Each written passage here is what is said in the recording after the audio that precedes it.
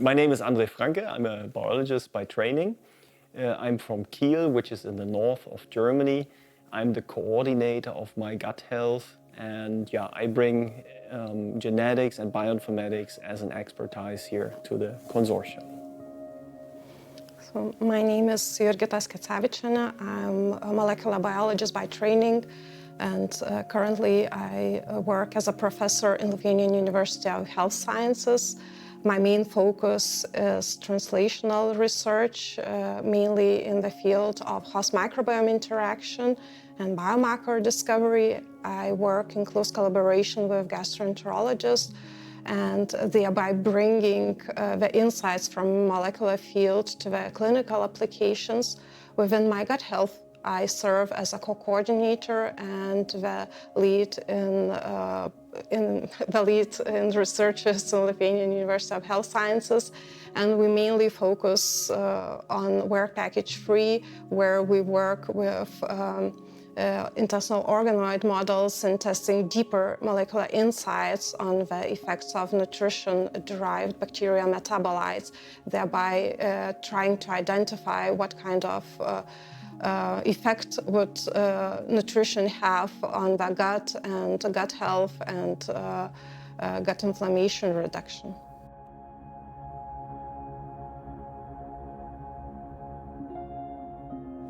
Oh, the Faroe Islands are a very special place, not only because the landscape, of course, is very beautiful here, but they have the worldwide highest incidence of inflammatory bowel diseases. And the incidence is continuing actually to increase since the 1960s.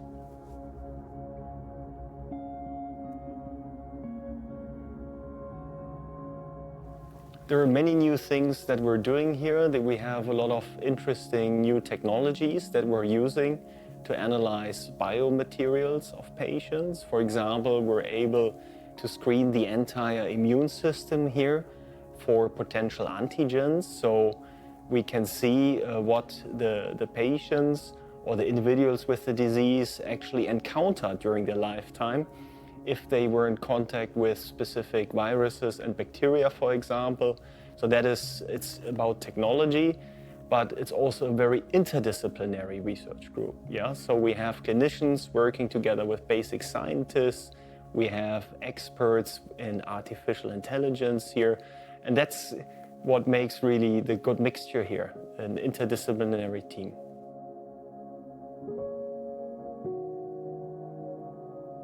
So this project is unique in that way that a lot of multidisciplinary scientists have gathered, and we have not only multi-omics data, but we also have technologies where we verify these findings on the functional level or on clinical setting.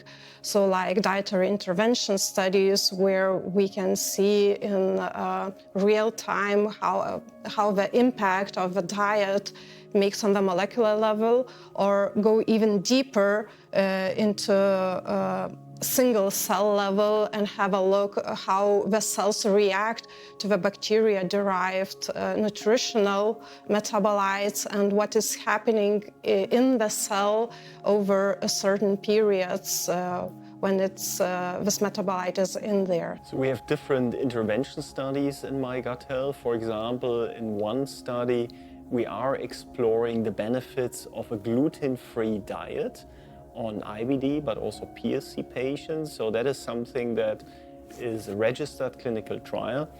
And then we're also, for example, exploring smartphone apps. We're developing these apps also ourselves, and also the benefits of trackers, wearables, for the patients. So there are smartphone applications to actually measure the diet of the individuals, and we can also make dietary recommendations. And there are many, many more things that we're doing here.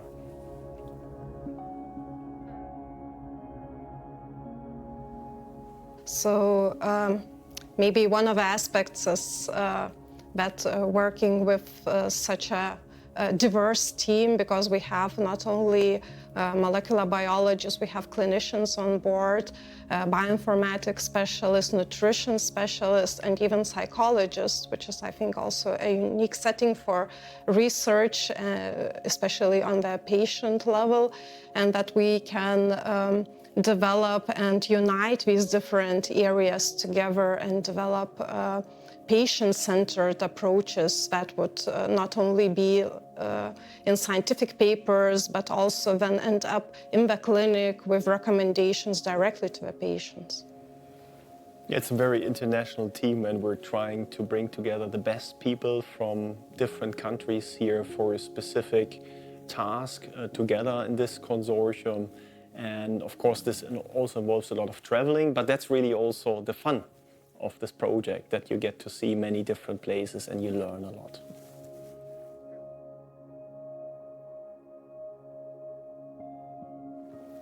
There are many challenges in IBD research. For example, it's still not, it's still a competitive field, I would say, IBD research.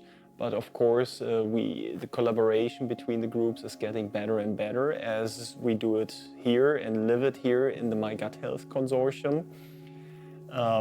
I always envy the physicists, which all work together on one problem. It would also be best if we could do the same for IBD, but that doesn't reflect reality at the moment. But miGut Health is definitely a measure towards that. People are collaborating here very well. And then we have communication hurdles that we must overcome between basic scientists and clinicians. They speak different languages, and that's something we're also learning and doing here. So just trying to speak the same language here to address a specific problem. I also would add from this patient maybe perspective that this work package which we added from psychosocial aspect, so that we are not only looking at scientific problems but also asking the patients themselves what's the need from the research side or from clinical side. And I hope that at the end we would definitely add something to the general community as well. And the biggest challenge in IBD research is that we don't know what to look for, what is causing the disease.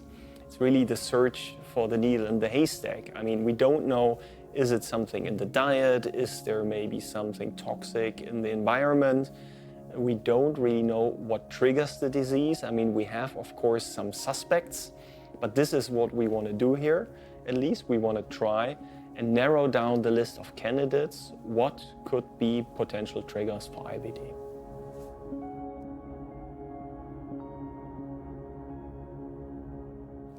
I think that we could talk here about e-health tools that are being developed under this project.